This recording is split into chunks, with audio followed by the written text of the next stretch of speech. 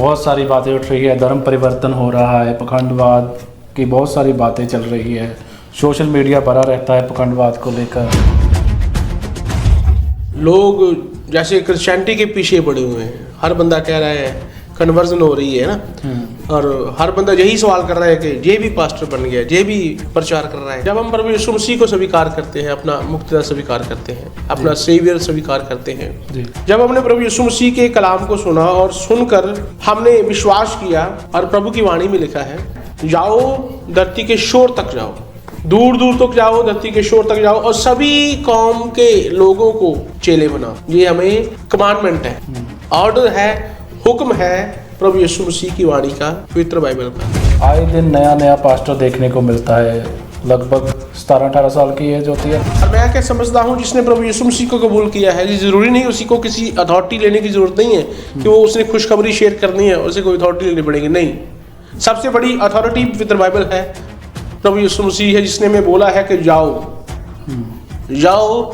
वो बोलता है जाओ, हमें जाना पड़ता है, हमें बोलना पड़ता है, हम बोलेंगे, दुनिया की कोई ताकत हमें रोक नहीं सकती है। तो इसलिए सभी मसीह पूरी दुनिया में प्रभु यीशु मसीह का प्रचार कर रहे हैं। लोग कहते हैं, लोग कहते रहेंगे, उसकी कोई दिक्कत नहीं है।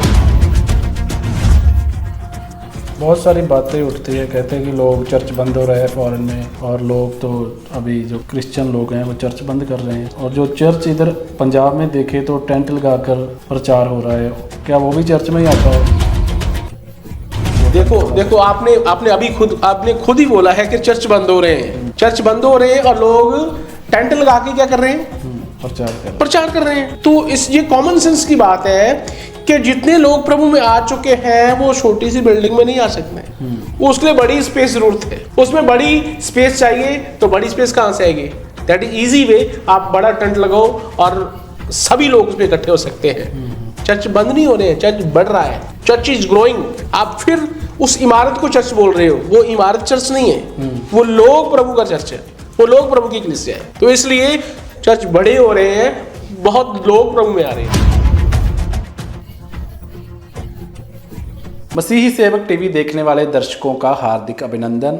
मैं हूं आपका होस्ट राजविंदर सिंह, और आज हमारे साथ है एवेंजलिकल एपिस्कोपल काउंसिल के डायरेक्टर और हाल ही में क्रिश्चियन नेशनल बोर्ड दिल्ली से क्रिश्चियन रत्न अवार्ड से सम्मानित bishop doctor Samuel Soni ji हमारे साथ मौजूद है। सैमुअल सोनी जी, बहुत बहुत स्वागत है आपका। बहुत बहुत धन्यवाद जी। और डॉक्टर साहब, कैसे चल रही है पंजाब में सेवकाई? बहुत सारी बातें उठ रही है, धर्म परिवर्तन हो रहा है, पखंडवाद की बहुत सारी बातें चल रही है, सोशल मीडिया भरा रहता है पखंडवाद को लेकर, और आए दिन नया नया पास्टर देखने को मिलता है, लगभग 17-18 साल की एज होती है। सचमुच ऐसा है कि सिनेरियो ऐसा बना है, हालात ऐसे बने हैं कि लोग जैसे क्रिश्चियनिटी के पीछे पड़े हुए हैं, हर बंदा कह रहा है कन्वर्जन हो रही है ना, और हर बंदा यही सवाल कर रहा है कि ये भी पास्टर बन गया, ये भी प्रचार कर रहा है, और अलग अलग जगह पे प्रभु की स्तुति महिमा हो रही है, लेकिन लोग अलग अलग तरीके से सोचते हैं। तो मैं क्या सोचता हूँ, जब हम प्रभु यीशु मसीह को स्वीकार करते हैं, अपना मुक्तिदाता स्वीकार करते हैं, अपना सेवियर स्वीकार करते हैं,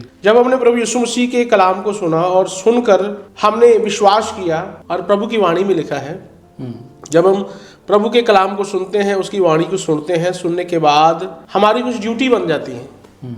वो ड्यूटीज क्या है कि हमने वो उस अंजील को दूसरी जगह, दूसरे लोग तक पहुंचाना है।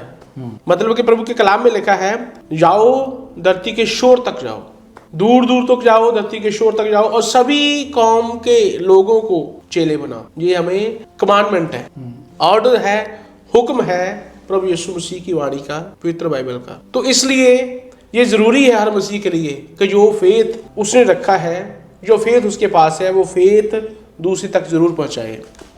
ठीक है, ये चीज है।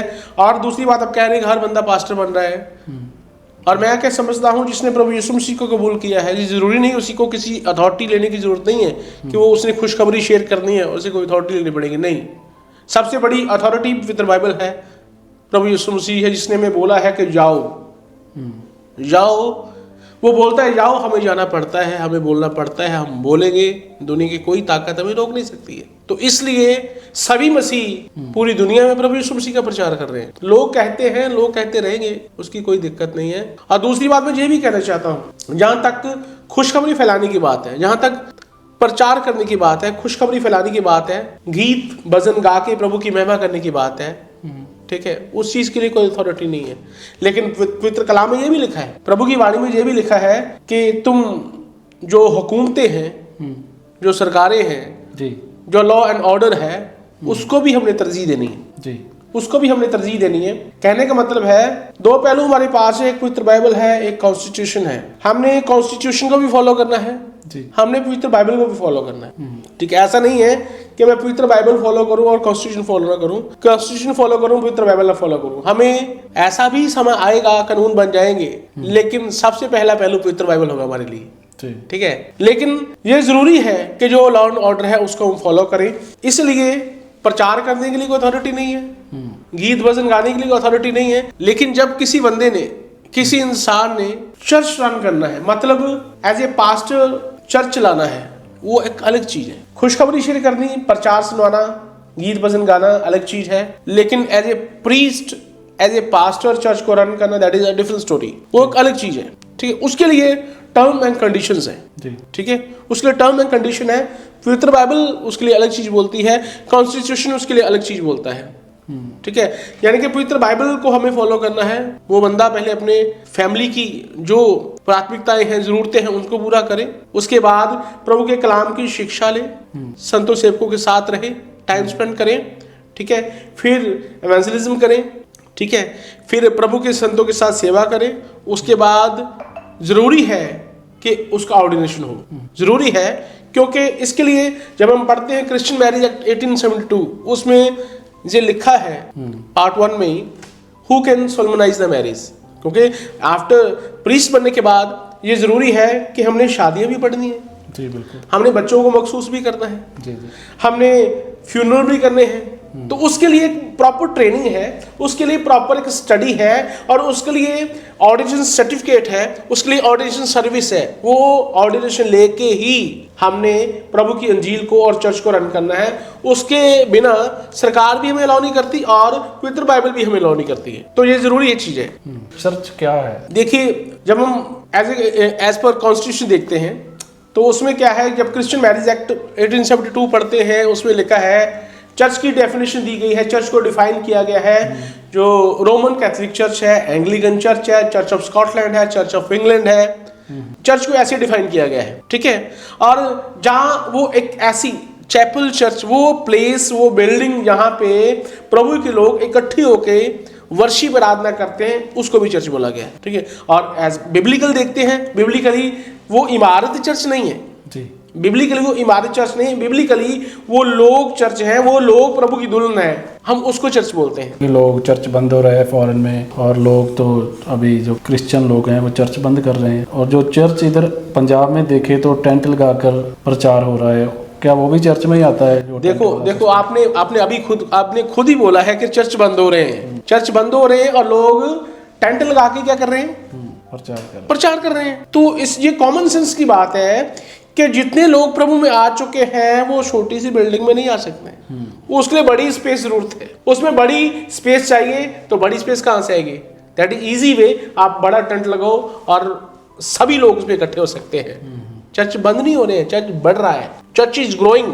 आप फिर उस इमारत को चर्च बोल रहे हो, वो इमारत चर्च नहीं है, वो लोग प्रभु का चर्च है, वो लोग प्रभु की कलीसिया है। तो इसलिए चर्च बड़े हो रहे हैं, बहुत लोग प्रभु में आ रहे हैं। और एक और बात थी, जैसे मान लीजिए कोई अन्य जाति से आता है, इधर चर्च में आने शुरू कर देता है, ये ज़रूरी है कि उसको एक एफिडेविट देना चाहिए कि मतलब मैं आज से ये धर्म को मान रहा हूँ, मैं इसका बपतिस्मा ले रहा हूँ, उसको ऐसा एफिडेविट घोषणा करनी चाहिए ऐसी? देखिए, जब आप देखते हो who is Christian Marriage act 1872 में बताया गया है कि क्रिश्चियन कौन है, ठीक है। वो बंदा जिसने मसीह होने का दावा कर दिया, जिसने अपने आप को बोल दिया और जिसने प्रभु यीशु मसीह को कबूल कर दिया और बोल दिया कि मैं प्रभु यीशु मसीह को कबूल करता हूँ, जिसने प्रोफेस कर लिया कि मैं प्रभु का बंदा हूँ, मैं क्रिश्चियनिटी को कबूल करता हूँ और क्रिश्चियनिटी को फॉलो करूँगा, जिसने ये क्लेम कर दिया, प्रोफेस कर दिया और डिक्लेयर कर दिया एज पर लॉ उसे कहता है वो क्रिश्चियन है।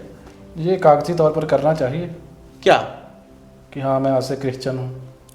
देखो, आपको डिक्लेयर तो करना पड़ेगा ना। जब आप सेल्फ डिक्लेरेशन दे देते हो कि मैं इस चीज़ को फॉलो करना चाहता हूँ, इस रिलीजन को फॉलो करना चाहता हूँ, जब आपने डिक्लेयर कर दिया, क्योंकि जब आप देखते हो प्रियम्बल देखते हो कॉन्स्टिट्यूशन में, तो उसमें लिखा है आपको हर इंसान को किसी भी धर्म को अपनाने की आज़ादी है। आप किसी भी धर्म को अपना सकते हो, उसका प्रचार कर सकते हो, उसका प्रसार कर सकते हो, उसका प्रबंध कर सकते हो, आपको आज़ादी है। तो उस राइट के अकॉर्डिंग आप डिक्लेयर करके, आपको क्रिश्चियन मैरिज एक्ट में बोला गया जो डिक्लेयर कर दे वो क्रिश्चियन है, और जो उसके बच्चे होंगे उसे इंडियन क्रिश्चियन लिखा गया है वहाँ पे, कि वो उसके जो वंशज होंगे आगे वो इंडियन क्रिश्चियन होंगे। एक और बात है, जैसे मान लीजिए बंदे ने धर्म बदल लिया और वो SC कास्ट से है, जहाँ ST कास्ट से है, जहाँ OBC से है, क्या उसकी जात भी बदल जाएगी? अगर वो क्रिश्चियन धर्म को अपना लेता है और कास्ट है उसकी शेड्यूल कास्ट है, तो उसकी जात भी बदल जाएगी। क्रिश्चियनिटी में एक जात होती है कोई? देखिए, अगर आप जब आपका सेंसस होगा, आपको पूछा जाएगा आपका धर्म कौन सा है, ठीक है, तो जो आपने जिस धर्म में आए हो आपको वही मेंशन करना है ना वहाँ पे, ठीक है। फिर अपना ओल्ड थोड़ी करोगे, कोई जो आपने डिक्लेयर कर दिया आप उसी को मेंशन करोगे। तो जो उसकी कास्ट है, जो सरकार की तरफ से बहुत सारी स्कीम्स होती है, फिर वो बंद हो जाती है।